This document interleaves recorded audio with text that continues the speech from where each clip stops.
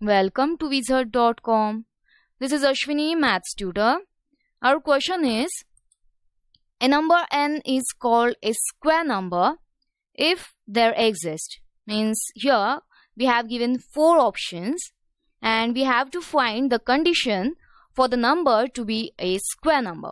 Okay. Firstly, a number n is called a square number if there exists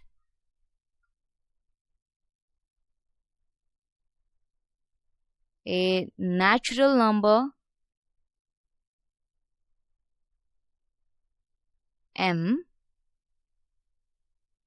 such that n equals to m into m, means we can represent this n as m by m. So from the given 4 options we can observe that option D means a natural number m such that n equals to m by m suits the condition for the number to be a square number. So our correct option is option D.